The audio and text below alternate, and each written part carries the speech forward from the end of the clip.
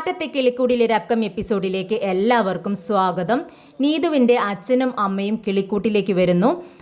ഹരീഷ് തൻ്റെ മകളെ കാണാനോ സംസാരിക്കാനോ പാടില്ല എന്ന് പറഞ്ഞുകൊണ്ട് അവിടെയുള്ളവരെയെല്ലാം അപമാനിക്കുകയും അവരുമായി വഴക്കുണ്ടാക്കുകയും ചെയ്യുന്നു. എന്നാൽ നിധിക്ക് ഇതൊന്നും സഹിക്കാൻ കഴിയുന്നില്ല. നിധി പെട്ടെന്ന് തന്നെ സുധീഷിൻ്റെ കയ്യിൽ നിന്നും തൻ്റെ താലിമാല തിരികെ വാങ്ങിക്കുകയും അത് തൻ്റെ കഴുത്തിലിട്ടുകൊണ്ട് പുറത്തേക്ക് ഇറങ്ങി ചെല്ലുന്നു. നിധി തൻ്റെ കഴുത്തിൽ കിടക്കുന്ന താലിമാല പൊക്കി പിടിച്ചുകൊണ്ട് തന്നെ അവരോട് പറയുന്നുണ്ട്, ഇത് എൻ്റെ കഴുത്തിൽ സുധീഷ് കെട്ടിയ താലിയാണ്, ഞാൻ അവൻ്റെ ഭാര്യയാണ്. കുറച്ച് മാസങ്ങളോളമായി ഞങ്ങളുടെ വിവാഹം കഴിഞ്ഞിട്ട് അന്നു മുതൽ ഈ വീടിനെക്കുറിച്ചും വീട്ടുകാരെക്കുറിച്ചും വളരെ മോശമായാണ് ഈ നാട്ടുകാർ എനിക്ക് പറഞ്ഞു തന്നിട്ടുള്ളത്. പക്ഷേ ഇവരെല്ലാവരും എന്നെ ഒരുപാട് സ്നേഹിക്കുന്നു. ഞാൻ എത്ര സുരക്ഷിതത്വത്തോടെയാണ് ഈ വീട്ടിൽ കഴിയുന്നതെന്ന് നിങ്ങൾക്കറിയാമോ? ഈ വീട്ടിൽ വരുന്ന പെൺകുട്ടികൾക്കൊന്നും പിന്നീട് സങ്കടപ്പെടേണ്ടി വരില്ല. ഈ വീടിൻ്റെ പുറംഭംഗി നിങ്ങൾ നോക്കേണ്ട, പക്ഷേ ഇവിടെയുള്ളവരുടെ മനസ്സിൻ്റെ നന്മ നിങ്ങൾ കണ്ടാൽ മതി. നിങ്ങളിവരെക്കുറിച്ചെല്ലാം എത്ര മോശമായിട്ടാണ് സംസാരിച്ചത്. ഈ നാട്ടിൽ തന്നെ ഇത്രയും നല്ല സ്വഭാവമുള്ളവരും ഉണ്ടായിരിക്കില്ല. അത് അവരോട് ഇടപഴകിയാൽ മാത്രമേ അറിയത്തുള്ളൂ. എനിക്കത് നന്നായിട്ടറിയാം. ഞാൻ അവരെ ഒരുപാട് സ്നേഹിക്കുന്നു. നിങ്ങളുടെ മകളെ ഇങ്ങോട്ട് വിവാഹം കഴിച്ചയച്ചാൽ അത് അവളുടെ ഭാഗ്യമാണ്. പക്ഷേ അത് വേണോ വേണ്ടയോ എന്ന് തീരുമാനിക്കേണ്ടത് നിങ്ങളാണ്. അത് നിങ്ങളുടെ ഇഷ്ടം. ഇനി ഒരു നിമിഷം പോലും ഇവിടെ നിൽക്കാൻ പാടില്ല, ഇറങ്ങിക്കൊള്ളണം ഇവിടുന്ന് എന്ന് പറയുകയാണ്. അങ്ങനെ നീതുവിൻ്റെ അച്ഛനും അമ്മയും വളരെ ദേഷ്യത്തോടു കൂടി തന്നെ അവിടെ നിന്നും ഇറങ്ങിപ്പോകുന്നുണ്ട്. എന്നാൽ നമ്മുടെ നിധിയുടെ ഈ സംസാരമൊക്കെ കേട്ട് നമ്മുടെ സുധീഷ് വളരെ രോമാഞ്ചം കൊണ്ട് നിൽക്കുകയാണ്. തൻ്റെ ഭാര്യ എന്നുള്ള ഒരു അധികാരത്തോടു കൂടി അവരോട് സംസാരിക്കുന്നത് കേട്ട് നമ്മുടെ നികേഷിനെ കെട്ടിപ്പിടിച്ച് ഉമ്മ കൊടുക്കുകയാണ് സുധീഷ്. നിധി പെട്ടെന്ന് അകത്തേക്ക് കയറി പോകുന്നുണ്ട്. അപ്പോൾ സുധീഷ് സുഭാഷിനെയും ഹരീഷിനെയൊക്കെ കെട്ടിപ്പിടിച്ച് അവർക്കൊക്കെ ഉമ്മ കൊടുക്കുകയാണ്. അവൻ്റെ സന്തോഷം എങ്ങനെ പ്രകടിപ്പിക്കണമെന്ന് അവനക്ക് അറിയുന്നില്ല. അങ്ങനെ സുധീഷ് സന്തോഷത്തോടെ എല്ലാവരുടെയും തോളിലൂടെ കൈയിട്ട് വാ വാ നമുക്ക് അകത്തേക്ക് പോവാം എന്നും പറഞ്ഞുകൊണ്ട് ഹാളിലേക്ക് ചെല്ലുകയാണ്. അപ്പം നിധി അവിടെ ഇരിക്കുന്നുണ്ട്. ഉടനെ തന്നെ സുഭാഷ് പറയുന്നുണ്ട്, എടാ എന്തിനാടാ അവിടെ ചെന്ന് നിങ്ങൾ വഴക്കുണ്ടാക്കിയത്? അതുകൊണ്ടല്ലേ ആ നീതുവിൻ്റെ അമ്മയും അച്ഛനും ഇവിടെ വന്ന് ഇത്രയൊക്കെ പ്രശ്നങ്ങൾ ഉണ്ടാക്കിയത്. എന്നിട്ട് ഞാൻ ചോദിച്ചപ്പോൾ നിങ്ങൾ എന്താ പറഞ്ഞത്? ജോക്കിങ്ങിന് പോയെന്ന്. എന്തിനാടാ എന്നോട് ഇങ്ങനെ കള്ളം പറയുന്നതെന്ന് ചോദിക്കുകയാണ്. ഇത് കേട്ട് സുധീഷ് പറയുന്നുണ്ട്, ദേ നമ്മളാണോ ഇങ്ങനെയൊക്കെ പ്രശ്നങ്ങൾ ഉണ്ടാക്കിയത്? അവളുടെ ആങ്ങള വന്ന് ഇവിടെ പ്രശ്നം ഉണ്ടാക്കിയിട്ട് പോയി. എന്നാൽ അവിടെ ഒന്ന് പോയി നോക്കാം, അവളുടെ വീടൊക്കെ ഒന്ന് കണ്ടിട്ട് വരാം എന്ന ഉദ്ദേശത്തിലാണ് ഞങ്ങൾ പോയത്. ഞങ്ങൾ പ്രശ്നമൊന്നും ഉണ്ടാക്കിയില്ല, കാര്യം പറഞ്ഞ് തിരിച്ചു പോകുന്നതേയുള്ളൂ. എന്തായാലും നിധി കലക്കിയിട്ടുണ്ട്. എൻ്റെ ആ താലിമാല പൊക്കി പിടിച്ചുകൊണ്ട് എൻ്റെ ഭാര്യയാണെന്നുള്ള അധികാരത്തോടെ നീ അവരോട് സംസാരിച്ചില്ലേ, അതാണ് എനിക്ക് ഇഷ്ടപ്പെട്ടത്. അത് കലക്കിയിട്ടുണ്ടെന്ന് പറയുന്നു. എന്നാൽ ഇത് നമ്മുടെ നിധിക്ക് ഒട്ടും ഇഷ്ടപ്പെട്ടില്ല. ഒരു നിമിഷം പോലും നിധിക്ക് ചിന്തിക്കേണ്ടി വന്നില്ല. പെട്ടെന്ന് തൻ്റെ കഴുത്തിലെ താലി ഊരി അങ്ങ് സുധീഷിൻ്റെ കയ്യിൽ കൊടുക്കുകയാണ്. ഇത് കണ്ട് സുധീഷ് ഒന്ന് ഞെട്ടുന്നുണ്ട്. എന്നാൽ നികേഷിനും ഹരീഷിനും ഒക്കെ ഇത് ഇങ്ങനെ തന്നെ സംഭവിക്കുന്നു എന്നറിയാം. എപ്പോഴും സുധീഷ് ഓരോ പൊട്ടത്തരങ്ങൾ കാട്ടും. അതിൻ്റെ ഭവിഷ്യത്ത് അവൻ തന്നെ അനുഭവിക്കേണ്ടിയും വരും. നിധി പെട്ടെന്ന് റൂമിലേക്ക് കയറി പോകുന്നുണ്ട്. ഇത് കണ്ട് സുധീഷ് ചിരിക്കുന്നു. ഉടനെ നികേഷ് ചോദിക്കുന്നുണ്ട്, എന്തിനാ സുധീഷ് ഏട്ടാ ഇങ്ങനെ ചിരിക്കുന്നത്? ഏട്ടത്തി അവരുടെ കഴുത്തിൽ കിടക്കുന്ന താലി ഊരിയാണ് നിന്റെ കയ്യിൽ തന്നിരിക്കുന്നത്. ഇത് കണ്ടിട്ടാണോ ഇങ്ങനെ ചിരിക്കുന്നതെന്ന് ചോദിക്കുകയാണ്. എന്നാൽ സുധീഷ് ചിരി നിർത്തുന്നൊന്നുമില്ല. സുധീഷ് പറയുന്നുണ്ട്, എടാ എന്നാലും ഈ താലി അവൾ കഴുത്തിലിട്ടുണ്ട് എനിക്ക് വേണ്ടി എൻ്റെ ഭാര്യ എന്ന അധികാരത്തോടു കൂടി ഇത്രയെല്ലാം സംസാരിച്ചില്ലേടാ. നമ്മുടെ മാനവും അഭിമാനമൊക്കെ അവൾ രക്ഷിച്ചില്ലേ, എനിക്ക് അത്രയും മതി എന്ന് പറഞ്ഞുകൊണ്ട് വീണ്ടും എല്ലാവരെയും കെട്ടിപ്പിടിച്ച് ഉമ്മ കൊടുത്ത് അവൻ പാട്ടൊക്കെ പാടി പുറത്തേക്ക് ഇറങ്ങി പോവാണ്. എന്നാൽ നീതുവിൻ്റെ അച്ഛനും അമ്മയും വീട്ടിൽ കയറി ചെല്ലുമ്പോൾ അവളുടെ ചേട്ടൻ നീതുവിനെ ഇട്ട് അടിക്കുന്നതാണ് കാണുന്നത്. അവർ തടയുന്നുണ്ട്. എന്തിനാടാ, നിന്റെ പെങ്ങളല്ലേ, നീ എന്തിനാ ഇങ്ങനെ അടിക്കുന്നതെന്ന് ചോദിക്കുകയാണ്. അപ്പോൾ അവൻ പറയുന്നുണ്ട്, ഞാൻ അടിക്കുന്നത് മാത്രമേ നിങ്ങൾ കാണുന്നുള്ളൂ, നിങ്ങളുടെ മകൾ എന്നെ അടിക്കുന്നത് കാണുന്നില്ലേ? നാണമില്ലല്ലോടി നിനക്ക് നിന്റെ ചേട്ടനെ അടിക്കാൻ? എവിടുന്നാടി ഇതൊക്കെ പഠിച്ചതെന്ന് അവളുടെ അമ്മ ചോദിക്കുകയാണ്. ഉടനെ അച്ഛൻ പറയുന്നുണ്ട്, ദേ ഞങ്ങൾ ആ ഹരീഷിൻ്റെ വീട്ടിൽ നിന്നാണ് വരുന്നത്. അവനോട് ഞങ്ങൾ കാര്യങ്ങളെല്ലാം പറഞ്ഞ് മനസ്സിലാക്കിയിട്ടുണ്ട്. ഇനി മേലാൽ നീയും അവനെ കാണാനോ സംസാരിക്കാനോ പാടില്ല. അങ്ങനെ ഉണ്ടാവില്ലെന്ന് ഞങ്ങൾ അവർക്ക് ഉറപ്പ് കൊടുത്തിട്ടുണ്ടെന്ന് പറയുന്നു. ഇത് കേട്ട് നീതുവിന് ദേഷ്യം വരുന്നുണ്ട്. അത് തീരുമാനിക്കുന്നത് നിങ്ങളല്ല ഞാനാണെന്ന് പറയുന്നുണ്ട്. ഇത് കേട്ട് നീതുവിൻ്റെ അമ്മ അവളെ തലങ്ങും വിലങ്ങും അടിക്കുകയാണ്. അടിയുടെ വേദന സഹിക്കാൻ കഴിയാതെ നീതു പറയുന്നുണ്ട്, നിങ്ങൾ എന്തിനാണ് എന്നെ പ്രസവിച്ച് ഇങ്ങനെ വളർത്തി വെച്ചിരിക്കുന്നത്? കൊല്ലാൻ വേണ്ടിയാണോ എന്ന് ചോദിക്കുന്നുണ്ട്. പിറ്റേന്ന് ഒരു ഞായറാഴ്ച ദിവസം നിധിയും നികേഷും സുധീഷും ജൂഡോ കളിച്ചുകൊണ്ടിരിക്കുകയാണ്. ഹരീഷ് ഡ്രസ്സെല്ലാം ചേഞ്ച് ചെയ്ത് പുറത്തേക്ക് ഇറങ്ങാനായി കീ ചെയിൻ എടുക്കുകയാണ്. ഇത് കണ്ട് സുധീഷ് പറയുന്നുണ്ട്, എടാ ഹരീഷ്, ഇന്ന് നീ എങ്ങോട്ടേക്കാണ് പോകുന്നത്? ഇന്ന് ഞായറാഴ്ചയല്ലേ, ഷോപ്പൊന്നും ഇല്ലല്ലോ, ഇവിടെ ഇരിക്കടാ, ഞങ്ങളോടൊപ്പം കളിക്ക്, ഒരു രസമല്ലേ എന്ന് ചോദിക്കുകയാണ്. ഞാനൊന്നും കളിക്കാനില്ല, എനിക്ക് പണിയുണ്ട്. പിന്നെ നിനക്ക് പണിയില്ലല്ലോ, പ്രത്യേകിച്ച് ഒരു പണിയില്ലാതിരിക്കല്ലേ, നീ കളിക്ക്. ഇത് കേട്ട് നിധി പറയുന്നുണ്ട്, ഹരീഷേ വാടാ കളിക്കാം, എല്ലാവരും ഇല്ലേ, ഇതൊക്കെ ഒരു രസമല്ലേ, കുട്ടിക്കാലത്തെ ഒരു ഓർമ്മകൾ. ഹരീഷ് ഒന്ന് സംശയിച്ച് നിൽക്കുകയാണ്. ഇത് കണ്ട് സുധീഷ് പറയുന്നുണ്ട്, ഓ അവനിപ്പോൾ എങ്ങോട്ടേക്കാണ് പോകുന്നതെന്ന് അറിയാമോ? ഷോപ്പിലേക്കാണ്. അവൾ അവിടെ വരും. ഇന്നലെ വഴക്കുണ്ടായതല്ലേ, അതിൻ്റെ പരിഭവം തീർക്കണം, അതിനു വേണ്ടിയാണ് ഇത്ര തിടുക്കപ്പെട്ട് അവന് ഷോപ്പിലേക്ക് പോകുന്നത്. ഇത് കേട്ട് ഹരീഷിന് ദേഷ്യം വരുന്നുണ്ട്. പിന്നീട് നിധി വീണ്ടും നിർബന്ധിക്കുന്നത് കൊണ്ട് ഹരീഷ് അവിടെ ഇരുന്ന് കളിക്കാൻ സമ്മതിക്കുകയാണ്. അങ്ങനെ അവർ 4 പേരും വളരെ സന്തോഷത്തോടെ ഇങ്ങനെ കളിച്ചുകൊണ്ടിരിക്കുകയാണ്. അപ്പോഴാണ് നമ്മുടെ സുധീഷിൻ്റെ മനസ്സിലേക്ക് തലേ ദിവസം നടന്ന സംഭവങ്ങളെല്ലാം വരുന്നത്. അതെല്ലാം ഓർമ്മയിൽ വരുന്ന സമയത്ത് അവൻ വളരെ ഹാപ്പി ആവുകയാണ്. മനസ്സിൽ അവൻ്റെ കുരുട്ട് ബുദ്ധിയിൽ ഒരു ഐഡിയ തോന്നുകയാണ്. പെട്ടെന്ന് നികേഷിനോടൊരു സ്വകാര്യം പറയുന്നുണ്ട്. നികേഷേ, നമുക്ക് ഒന്ന് പുറത്തേക്ക് പോയാലോ? എന്താ ഇത്ര പെട്ടെന്നെന്ന് നികേഷ് ചോദിക്കുന്നുണ്ട്. എന്താടാ, നമ്മൾ ഫാമിലി ആയിട്ട് ഇങ്ങനെ സന്തോഷിച്ചിരിക്കുകയല്ലേ, അപ്പോൾ നമുക്കൊന്ന് പുറത്തേക്കൊക്കെ ഒന്ന് പോയാലോ, അത് നല്ല കാര്യമല്ലേ എന്ന് ചോദിക്കുന്നുണ്ട്. അങ്ങനെയാണെങ്കിൽ അത് ചോദിക്കേണ്ട ആവശ്യമുണ്ടോ സുധീഷേട്ടാ, നമുക്ക് പോയേക്കാം. പെട്ടെന്ന് സുധീഷ് പറയുന്നുണ്ട്, നീ നിന്റെ ഏട്ടത്തിയോട് ചോദിക്കേ. ഓ അത് വേണോ? അപ്പം അതിന് വേണ്ടിയാണല്ലേ എന്നെ ഇങ്ങനെ സോപ്പിട്ടോണ്ടിരിക്കുന്നതെന്ന് നികേഷ് ചോദിക്കുകയാണ്.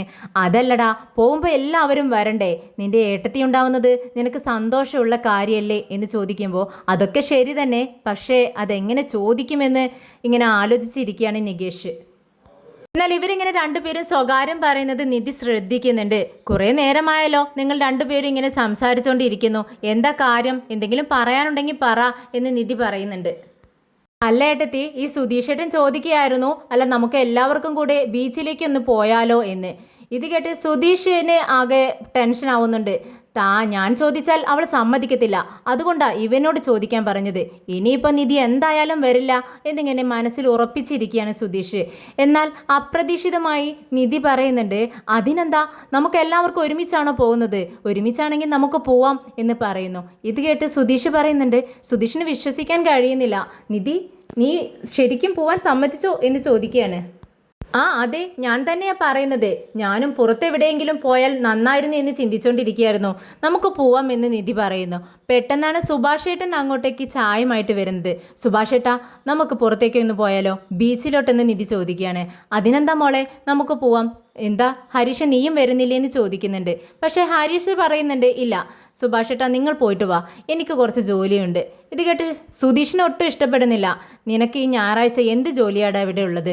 എന്നാൽ രണ്ടുപേരും വഴക്കാവുമോ എന്ന് പേടിച്ചുകൊണ്ട് സുഭാഷ് പറയുന്നുണ്ട്, സുധീഷേ അവനെ വിട്ടേക്ക്, അവൻ വരുന്നില്ലെങ്കിൽ വേണ്ട, അവനക്ക് ജോലിയുണ്ടെന്നല്ലേ പറയുന്നത്, അവൻ അത് നോക്കട്ടെ, നമുക്ക് പോയിട്ട് വരാമെന്ന് പറയുന്നുണ്ട്. അങ്ങനെ ബീച്ചിലേക്ക് പോകാനായി എല്ലാവരും റെഡിയാവുകയാണ്. സുഭാഷ് കുറച്ച് ഫ്രൂട്ട്സും ബിസ്ക്കറ്റും ഒരു ബെഡ്ഷീറ്റ്, വെള്ളം എല്ലാം ഒരു കിറ്റിലേക്ക് എടുത്തു വെക്കുകയാണ്. ഇത് കണ്ട് സുധീഷ് ചോദിക്കുന്നുണ്ട്, എന്തിനാ സുഭാഷ് ഏട്ടാ ഇതെല്ലാം എടുത്തു വെക്കുന്നത്, എന്തിനാ ഈ ബെഡ്ഷീറ്റ് എന്ന് ചോദിക്കുകയാണ്. ഇത് കേട്ട് നമ്മുടെ സുഭാഷ് പറയുന്നുണ്ട്, അത് നിധിക്ക് വേണ്ടിയാണ്, അവിടെ ചെന്ന് ഇരിക്കാൻ അവൾക്ക് വിരിച്ചിരിക്കാലോ. ഇതൊക്കെ കണ്ട് സുധീഷിന് ചിരിയാണ് വരുന്നത്. എന്തിനാ, അതിൻ്റെയൊക്കെ ആവശ്യമുണ്ടോ എന്ന് കളിയാക്കി ചിരിക്കുന്നത് കണ്ട് നിധി പറയുന്നുണ്ട്, എല്ലാം അത്യാവശ്യം തന്നെയാണ്, സുഭാഷ് ഏട്ടൻ റൈറ്റ് ആയിട്ടുള്ള കാര്യം തന്നെയാണ് ചെയ്യുന്നത്. അവിടെ പോയി ബേക്കറി ഐറ്റംസ് എല്ലാം മേടിച്ച് കഴിക്കുന്നതിനേക്കാൾ നല്ലതല്ലേ ഹെൽത്തിയായ ഫുഡ് കഴിക്കുന്നത്. ശരി ശരി, ഞങ്ങൾക്ക് വേണ്ടി ഇങ്ങനെ ചെയ്യാനും ആരുമില്ല, പ്രിയപ്പെട്ട അനിയത്തിക്ക് വേണ്ടി എന്തെല്ലാമാണ് ചേട്ടൻ ചെയ്യുന്നത് എന്നിങ്ങനെ ഒരു തമാശ മട്ടിൽ സുധീഷ് പറയുന്നുണ്ട്. പുറത്തുനിന്ന് ഭാസ്കരൻ ഉച്ചത്തിൽ പാട്ട് പാടുന്നുണ്ട്. പെട്ടെന്ന് നിധി പറയുന്നുണ്ട്, അച്ഛനെ കൂടി കൂട്ടുന്നില്ലേ? ഉടനെ സുധീഷ് പറയുന്നുണ്ട്, ഇല്ല അവരെ കൂട്ടേണ്ടതില്ല, നമുക്ക് പോയിട്ട് വരാം. ഏയ് അത് പറ്റില്ല, നമ്മൾ ഫാമിലിയോട് കൂടി പോകുന്ന സമയത്ത് അവരെ കൂടി പോകുന്നതാണ് നല്ലത്, അതാണ് ശരി. ഇത് കേട്ട് സുഭാഷ് പറയുന്നുണ്ട്, ഇല്ല നിധിമോളെ, അവർ നമ്മൾ വിളിച്ചാലും വരില്ല, അതാണ് അവരുടെ സ്വഭാവം. ഇനി അഥവാ വന്നാലും ആവശ്യമില്ലാത്ത പ്രശ്നങ്ങൾ ഉണ്ടാക്കും, അതുകൊണ്ട് അവരെ കൊണ്ടുപോവണ്ട. ഇത് കേട്ട് നിധിക്ക് ആകെ വിഷമമാവുന്നുണ്ട്. പെട്ടെന്ന് സുധീഷ് പറയുന്നുണ്ട്, കേട്ടല്ലോ, നിന്റെ പ്രിയപ്പെട്ട ചേട്ടൻ തന്നെ പറഞ്ഞു അവരെ കൊണ്ടുപോവണ്ടെന്ന്, അതുകൊണ്ട് നമുക്ക് പെട്ടെന്ന് പോയിട്ട് വരാം, എന്താ ഓക്കെ അല്ലേ നിധി എന്ന് ചോദിക്കുന്നുണ്ട്. ഇതൊക്കെ കേട്ട് നികേഷും പറയുന്നുണ്ട്, വേണ്ട ഏട്ടത്തി, അവരെ കൊണ്ടുപോവണ്ട, ആകെ പ്രശ്നമുണ്ടാക്കും, ഞങ്ങൾക്ക് അറിയാവുന്നതല്ലേ, ചേട്ടത്തി നിർബന്ധിക്കൊന്നും വേണ്ട, നമുക്ക് പോവാം എന്ന് പറയുമ്പോൾ നിധി അതിനെ എതിർക്കുന്നുണ്ട്. ഇല്ല, നമ്മൾ എല്ലാവരും കൂടി ഒരു സ്ഥലത്തേക്ക് പോകുമ്പോൾ അദ്ദേഹത്തെ മാത്രം കൊണ്ടുപോവാത്തത് ശരിയായ കാര്യമല്ല, നമുക്ക് അവരെ കൂടി വിളിക്കാം.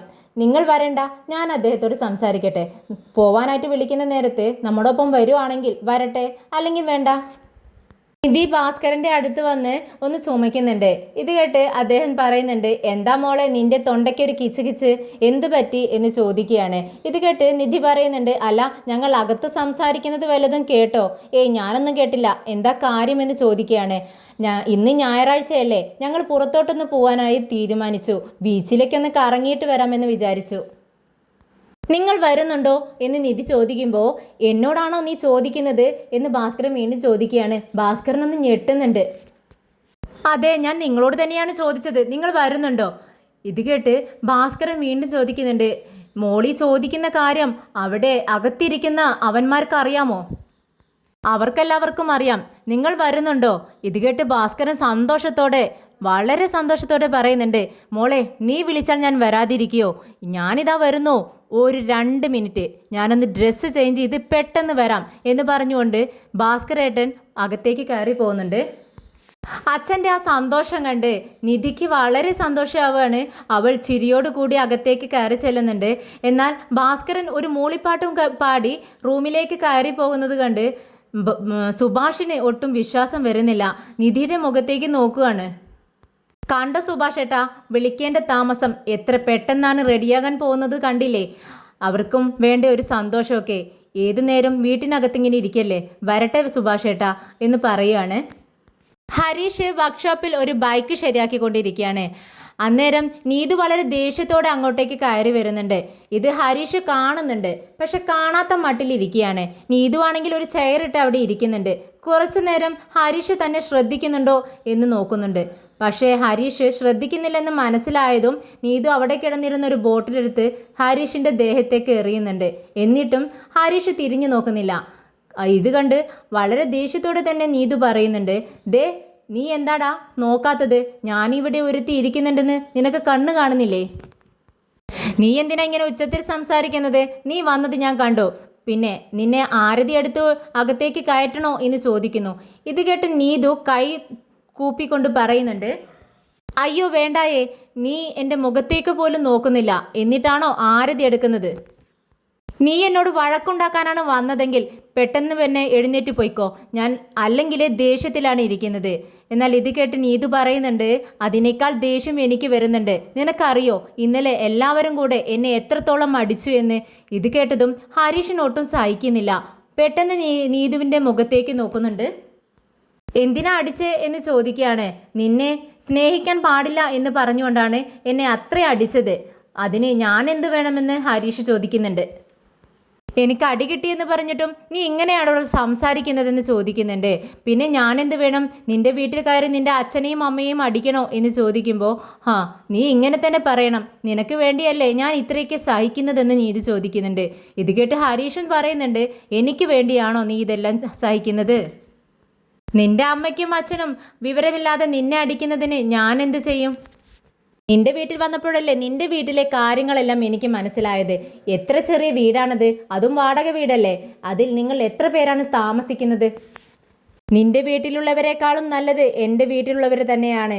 ഇത് കേട്ട് നീതു പറയുന്നുണ്ട്, നാട്ടിലുള്ളവരെല്ലാം പറയുന്നത് കേട്ടാണ് എൻ്റെ വീട്ടുകാരെ നിന്റെ വീട്ടുകാരെ വെറുക്കുന്നത്.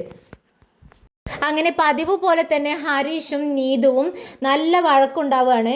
അവൻ ഒന്ന് പറയുന്നു, അതിനെ എതിർത്തുകൊണ്ട് നീതു പറയുന്നു, അങ്ങനെ കുറച്ചു നേരം വഴക്കുണ്ടാക്കിയതിന് ശേഷം ഹരീഷ് പറയുന്നുണ്ട്, നിന്റെ ചേട്ടനോ വീട്ടുകാരോ എൻ്റെ വീട്ടിലുള്ളവരെ പറ്റി എന്തെങ്കിലും പറഞ്ഞാൽ എനിക്ക് സഹിക്കില്ല, ഇനി മേലാൽ അങ്ങനെ ഉണ്ടാവരുതെന്ന് പറയുന്നുണ്ട്. ഇത് കേട്ട് നീതു പറയുന്നു, അതെ, നിനക്ക് വേണ്ടിയാണ് ഞാൻ അവരുടെ കയ്യിൽ നിന്നെല്ലാം അടി വാങ്ങിച്ചത്, എന്നിട്ടും നിനക്ക് എന്നെ പറ്റി ഒരു ചിന്തയുമില്ല അല്ലേ? അപ്പോഴും നിനക്ക് നിന്റെ വീട്ടുകാരാണ് വലുത്. അതെ, എനിക്ക് എൻ്റെ വീട്ടുകാർ തന്നെയാണ് വലുത്. നാട്ടുകാർ എന്തോ പറഞ്ഞോട്ടെ, പക്ഷേ എൻ്റെ വീട്ടിലുള്ളവർ എനിക്ക് എന്നും വലുതാണ്. അപ്പോൾ നിനക്ക് എന്നെപ്പറ്റി ഒരു വിചാരവുമില്ല അല്ലേ? എന്നോടുള്ള സ്നേഹം അത്രയ്ക്കേ ഉള്ളൂ എന്ന് നീതി ചോദിക്കുന്നുണ്ട്. ഇത് കേട്ട് ഹരീഷിന് ദേഷ്യം വരികയാണ്. പെട്ടെന്ന് അവിടെ നിന്നും എഴുന്നേറ്റ്, വാടി വാ, നിന്നെ അടിച്ചവരോടെല്ലാം ഞാൻ പകരം ചോദിക്കാം, നിനക്കതല്ലേ വേണ്ടു, വാ എന്ന് പറഞ്ഞ് വീണ്ടും വിളിക്കുന്നുണ്ട്. എന്നാൽ നീതു അവിടെ തന്നെ നിൽക്കുകയാണ്. ഇത് കണ്ട് ഹരീഷ് പറയുന്നുണ്ട്, ദേ മേലാൽ ഇതും പറഞ്ഞുകൊണ്ട് ഇങ്ങോട്ടേക്ക് വരരുത്, ഇറങ്ങിപ്പോടി ഇവിടെ നിന്നും പറയുന്നു. ശരി, നിനക്ക് എന്നെ വേണ്ടല്ലോ, ഇനി ഞാൻ ഒരിക്കലും ഇങ്ങോട്ടേക്ക് വരില്ല എന്ന് പറയുന്നുണ്ട് നീതു. വേണ്ടരി, നീ വരണ്ട, ഒരിക്കലും വരണ്ട എന്ന് ഹരീഷും പറയുന്നുണ്ട്.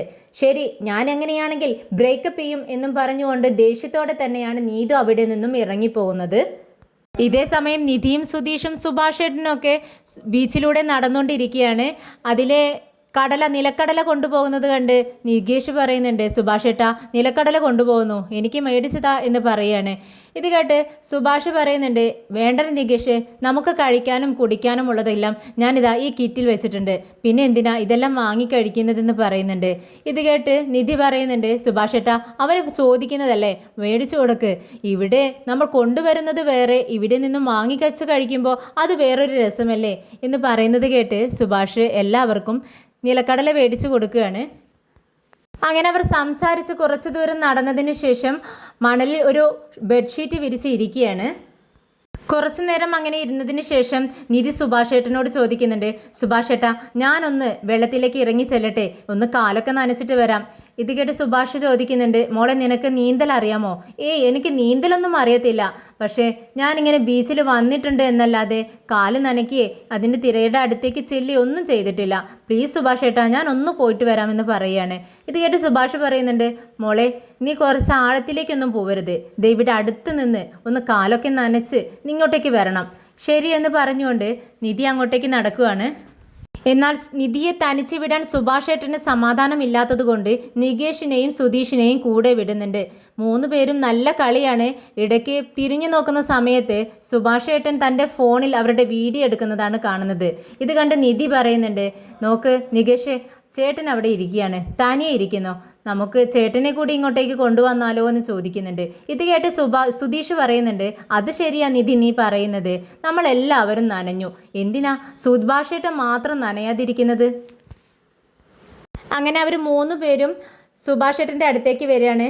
ഇവരെ കണ്ടപ്പോൾ സുഭാഷേട്ടൻ പറയുന്നുണ്ട്, എടാ എല്ലാവരും നനഞ്ഞല്ലോ, കുറച്ച് നേരം ഇവിടെ നിൽക്ക്, ഈ കാറ്റത്തങ്ങ് ഉണങ്ങിക്കോളും. അപ്പോൾ സുധീഷ് പറയുന്നുണ്ട്, ഇല്ല സുഭാഷേട്ടാ, നമുക്ക് കുറച്ച് നേരം അവിടെ പോയി കളിക്കാം, സുഭാഷേട്ടനും കൂടി വാ. നിധിയും നിർബന്ധിക്കുന്നുണ്ട്. എന്നാൽ വേണ്ട, എനിക്കതിഷ്ടമല്ല, നിങ്ങൾ പോയി കളിക്ക് എന്ന് പറയുകയാണ്. എന്നാൽ എടാ നികേഷെ, പോക്കിക്കോ ചേട്ടനെ എന്നും പറഞ്ഞുകൊണ്ട് സുധീഷും നികേഷും കൂടി സുഭാഷേട്ടൻ്റെ കൈ പിടിച്ചുകൊണ്ട് വെള്ളത്തിലേക്ക് ഓടുകയാണ്. ഇത് കണ്ടിട്ട് നമ്മുടെ നിധി ചിരിക്കുന്നുണ്ട്. നിധി പിറകെ ഓടി ചെല്ലുന്നുണ്ട്. അങ്ങനെ ഒരുപാട് സന്തോഷത്തോടെ 4 പേരും കുറേ നേരം വെള്ളത്തിൽ കളിച്ചുകൊണ്ടിരിക്കുകയാണ്. തിരമാലകൾ വരുമ്പോൾ പിറകോട്ടോടും, അത് കഴിഞ്ഞാൽ അങ്ങോട്ട് കുറച്ച് കടലിലേക്ക് ഉള്ളിലേക്ക് ചെല്ലും. ഇങ്ങനെ സുഭാഷേട്ടൻ കുറച്ച് അകലെ നിൽക്കുന്ന സമയത്ത് നമ്മുടെ സുധീഷും നിധിയും